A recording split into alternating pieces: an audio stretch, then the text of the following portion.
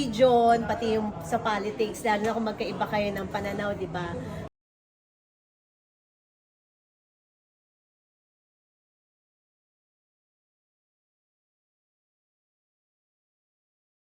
Kumbaga, nung paulit-ulit naman namin sinasabi to, nung linano to, round 1 lang talaga. Kasi kinakabahan pa kami kung makakapuno kami o hindi. Basta ang sabi lang namin is, wag lang yung malugi, wag lang yung walang manood.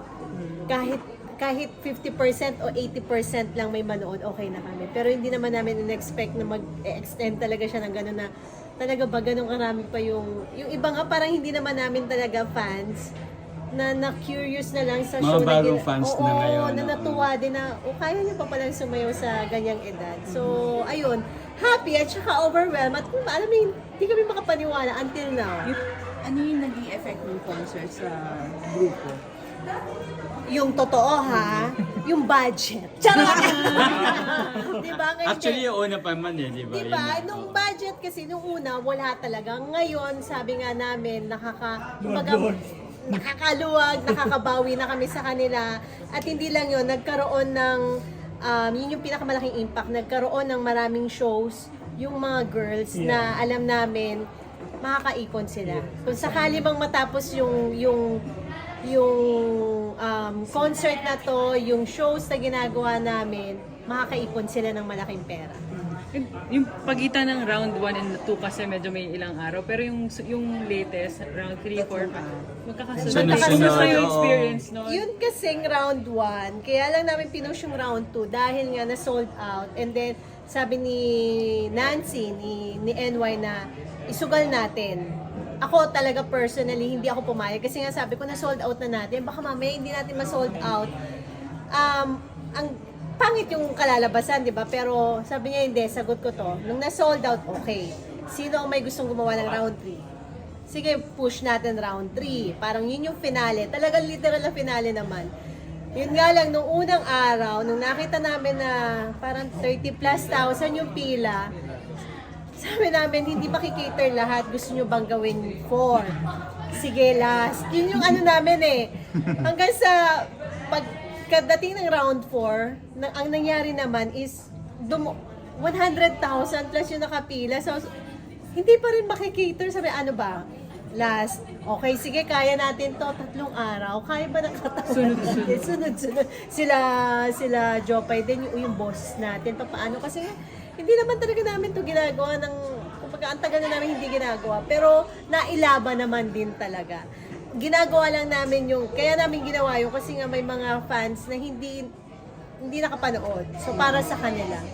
Kaya yung bentahan din ng ticket, nung nag-online tayo, ang daming scalper. Sorry ang daming scalper. So, ang ginawa nung ika-second day, may bentahan ng sa physical store and then sa online, parang may ilan-ilan lang nakalusot. Kaya, nung pangatlo, ang ginawa nila is, mauuna ang store. Kumbaga, doon muna kayo, bahala kayong anong tawag dito? Kung fans Pumila, talaga kayo, pumila kayo. Oo.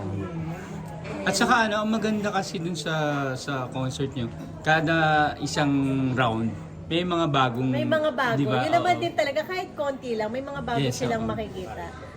Pinilit naman namin na, kumbaga, mabusog yung mata nila, yung expectation nila sa amin, yung ticket na binayad nila na masasabi nilang worth it naman yung binayad namin sa napanood nila. Kamusta yung collab with Beanie?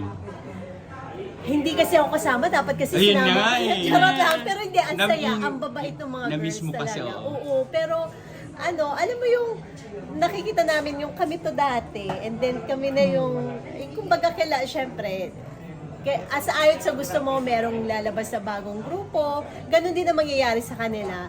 Nakakatuwa lang na nag-yes yung mga girls sa amin. I'd like to know kung ano yung reaction. Pwede mo ibigay na reaction sa nilabas na pahayag. Ayan na. Di ba nga? Ayoko na mag-comment kasi sabi nga ng asawa ko, wag na nating patulan. Maraming dapat asikasuhin, problemahin, solusyonan na hindi naman kailangan. kumbaga ibigay na natin sa kanila yon. Kung sinabi nila yon, kumbaga personal na anong tawag dito, opinion. So wala tayong magagawa doon. Kumbaga magrespetuhan na lang tayo. Ayoko ding magsalita na hindi maganda kasi ayoko makasakit ng ibang tao. So syempre iba yung opinion niya, iba yung opinion ko. Para mawala na lang yung issue kasi kawawa din yung pamilya nila. Actually, may bata, merong andyan si IC. So Pero siya na kami nung reaction mo na ang daming nagtatanggol sa inyo, sa inyong mag-asawa. People were rooting for you. Yun naman ang pinagpapasalamat namin kasi parang hindi mo na kailangan talagang literal na magsalita. Yeah. Merong ba naiintindihan yung side nila. Kaya nga sabi ko, respetuhan tayo ng paniniwala. Kasi yan yung isa sa hindi natin dapat pagtalunan minsan eh. Hindi mo yung religion, pati yung sa politics, lalo na kung magkaiba kayo ng pananaw, di ba? Mag-aaway lang kayo. Pero doon sa mga taong nagtanggol sa amin, syempre nagpapasalamat kami na hindi pala namin kailangan na ipagtanggol yung sarili namin dahil meron. At mahirap din sa side nila ha, yung nababash ka. Ang Yes, hirap-hirap oo. nang nababash. Kahit sabihin mong ayaw mo maapektuhan at maapektuhan.